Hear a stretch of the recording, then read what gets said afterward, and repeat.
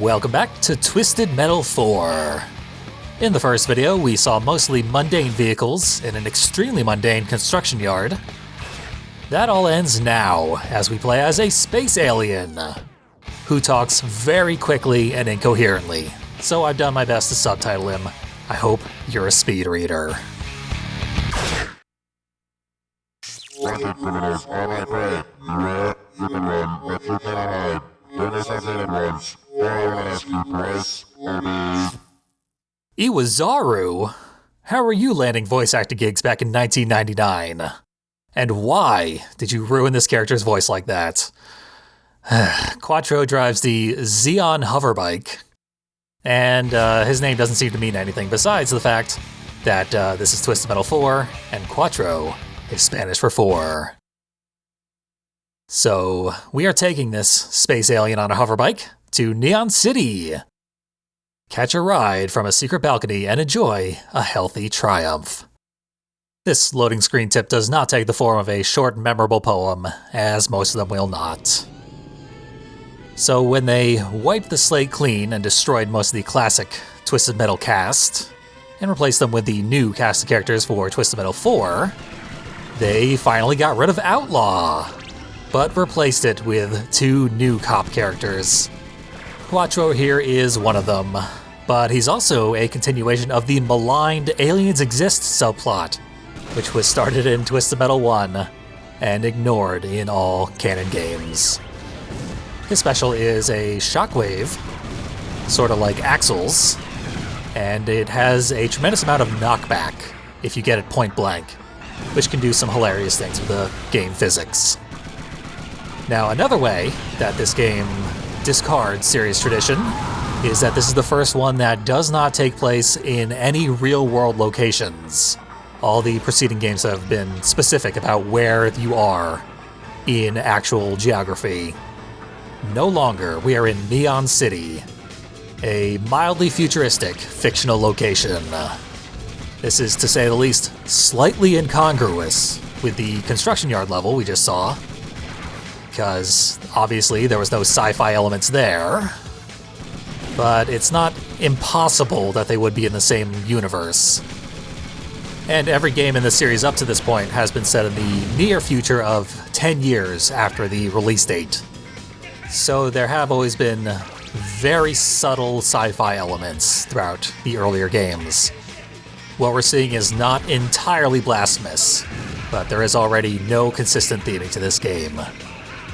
Getting frozen on the train tracks can be very bad news, because there is a train that regularly travels around this entire level, and if you get hit by it, it will do a lot of damage.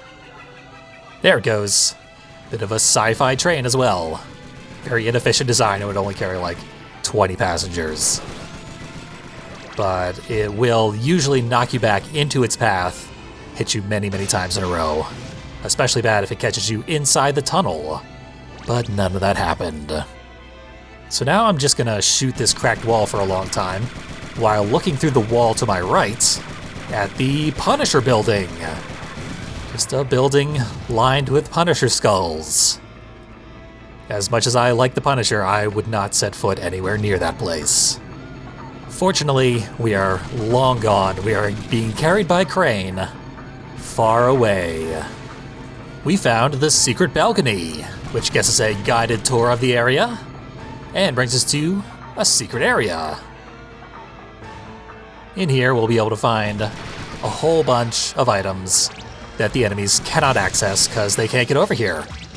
Even if they stand on that platform where the train picks you up, it will not grab the enemies. And we get an environmental attack over here. There it is. A lightning strike.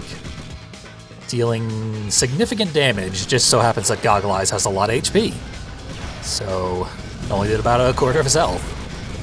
But other enemies, it can do half, maybe more.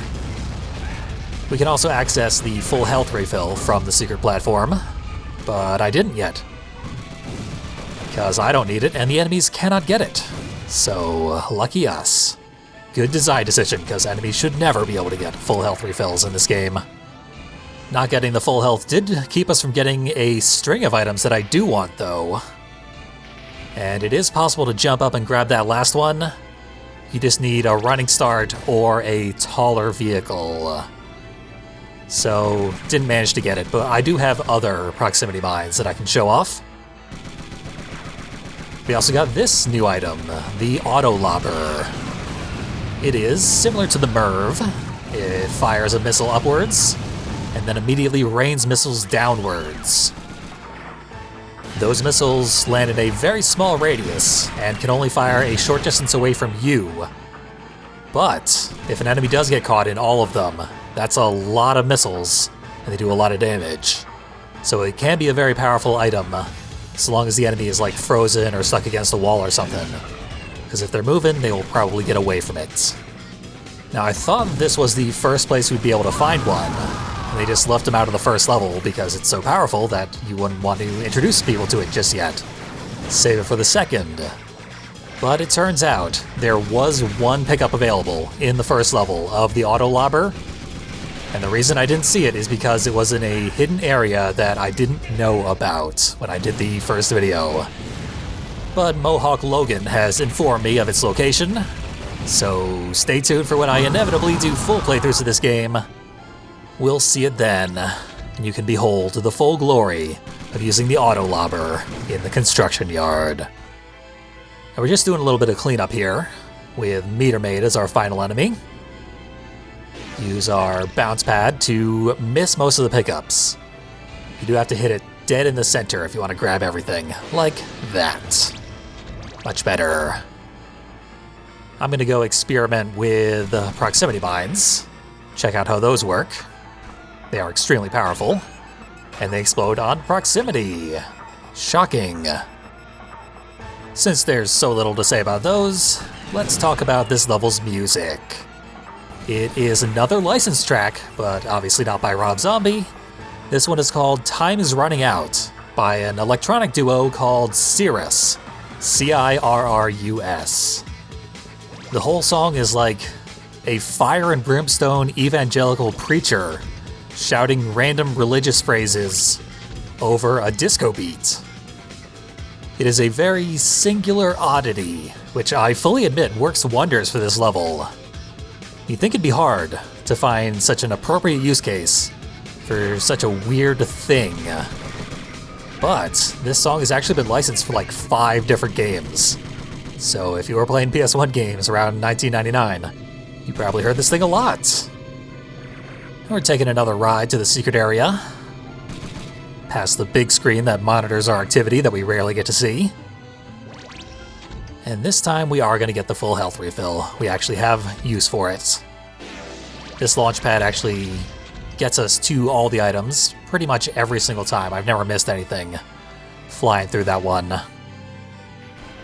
At this point, we no longer have to worry about crossing the terrestrial train tracks. One of the enemies blew up the train and it will not respawn. So now it's just a big lump in the geometry. It makes it kind of awkward to fight around.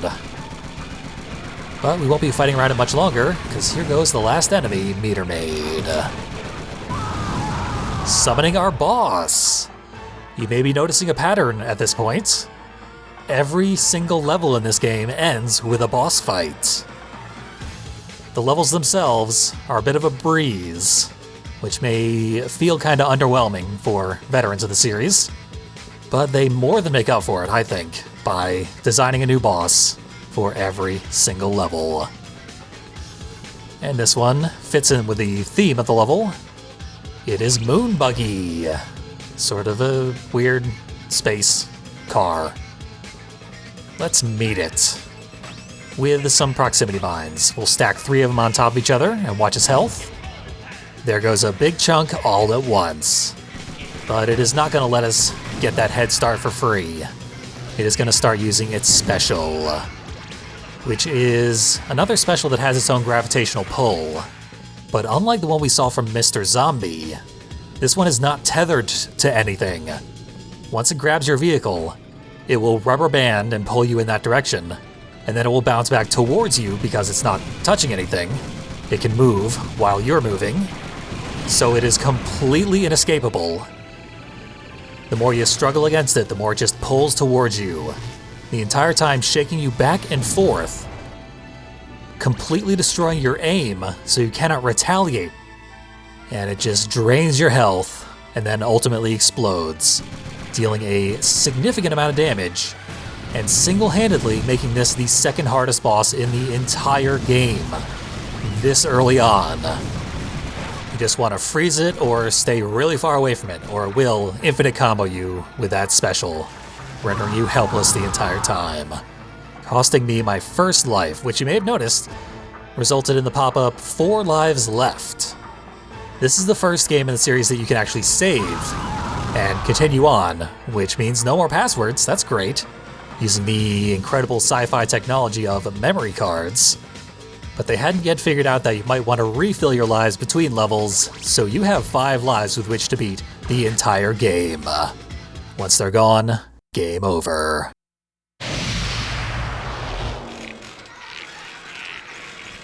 Quatro, what earthly wish could you possibly desire?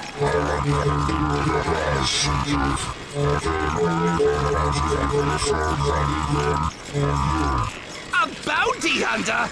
Tacky, Quatro. Really tacky. Not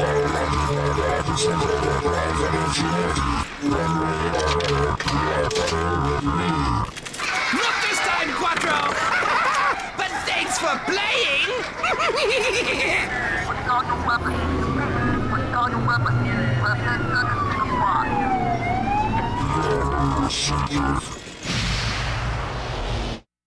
See, even the developers realized he desperately needed subtitles. Otherwise, how would anyone understand all those RoboCop references? It is unclear whether or not they understood that RoboCop is a satire, highlighting the extreme danger of giving cops unlimited authority and insurmountable technology. But it's also unclear whether or not he actually collected those bounties, or if Sweet Tooth and his goons just killed him. Something to ponder as we begin the new bonus level, which was unlocked for completing Neon City. Last time we did the pits, so this time it's the Citadel. We'll take 5 enemies, why the hell not? We got Moonbuggy, one of the strongest vehicles in the entire game. This spinning vacuum cleaner looking thing. Let's see what it can do with the power of human intelligence driving it, and the drawback of not having infinite uses of that overpowered special. Here in another untextured level, laden with death pits.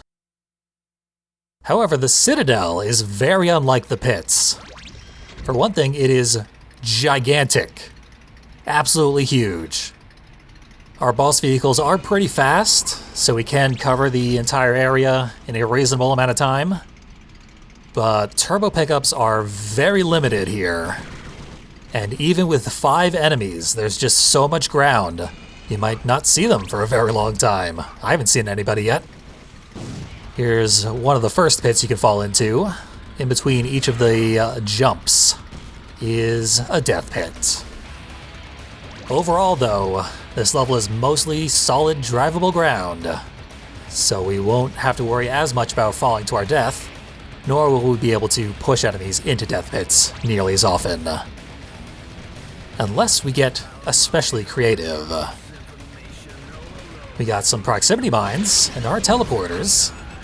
If we drop proximity mines on the spot where a teleporter drops off, and they just hang out waiting for someone to take the bait, try and follow us up here, the only way they can get up here, they will hit all 3 proximity mines at the same time, and immediately fly completely off the screen, a million miles away, into a pit, which they can then hyperspace out of.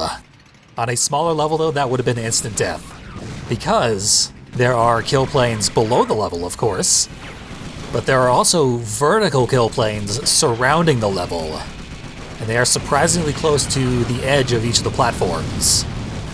So with enough velocity, you can actually get enemies into those, and they cannot escape those. They can't hyperspace out.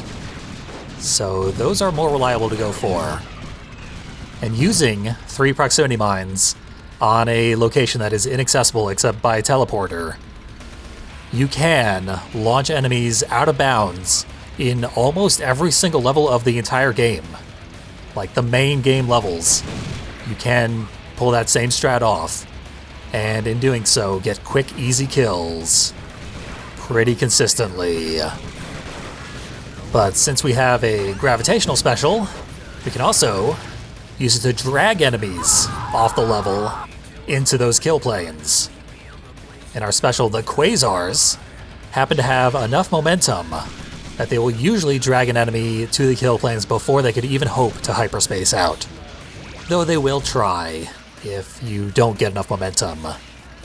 And the Quasars will launch with the speed that you're moving at the time you shoot them, plus the speed that weapons fire at normally.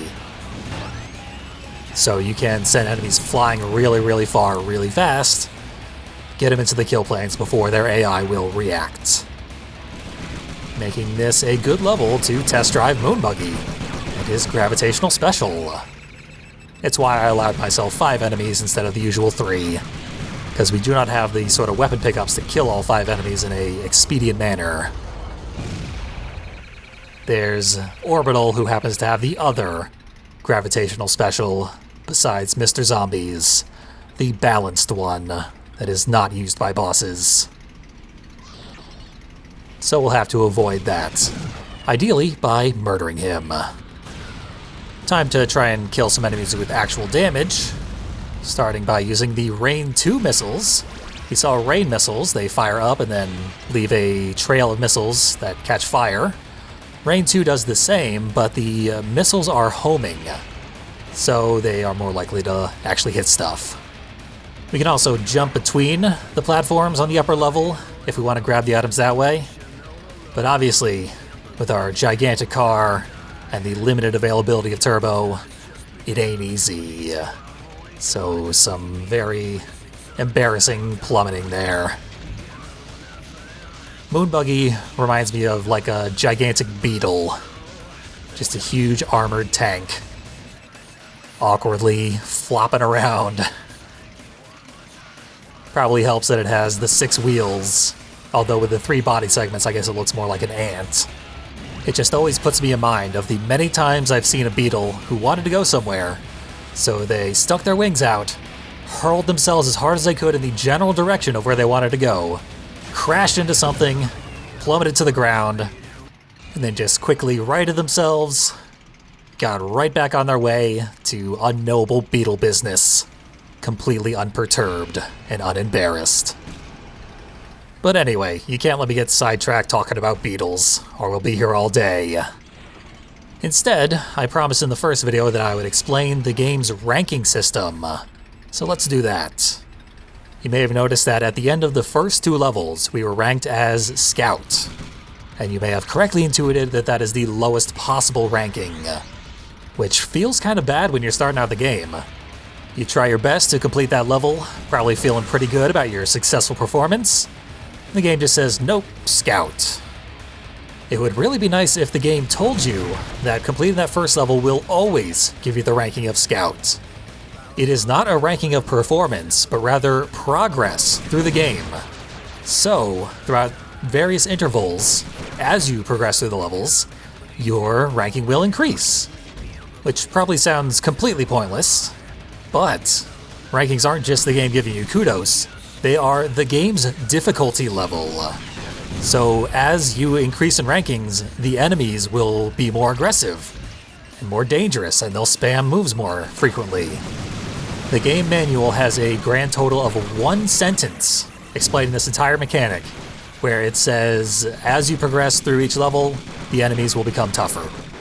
And from that you are meant to intuit that every so often your ranking will increase, and therefore the AI will get more powerful. It seems like if that's all they were going to tell you, that they could have just done this in the background, not told you anything at all.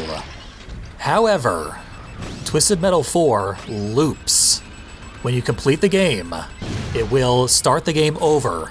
After you see your ending, you will load directly into the construction yard again and play the game in its entirety from the beginning with your same ranking maintained. And as you go through that second playthrough, your ranking will continue to increase. And it will continue to increase through the third and the fourth.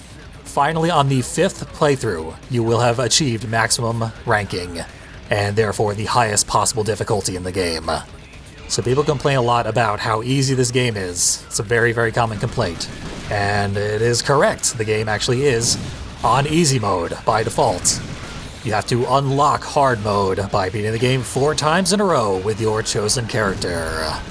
And this is where the lives system comes into play. Your lives will never replenish, not even on successive loops of the game. So the 5 that you are allotted upon starting a tournament playthrough are all you get. This is why the highest ranking is called Immortal. Getting there means you have completed 32 increasingly difficult levels, having lost no more than 4 lives the entire time. And that is a challenge worthy of the average Twisted Metal veteran. And it's sort of an arcade-style thing. Adds a whole lot of replay value to a game that already has an excessive amount of content. Very, very arcane and bizarre. Difficult to decode. But that's all you need to know about it as we wrap up this level. I got sick of trying to throw Meter Maid into the void. Finally just blew her up.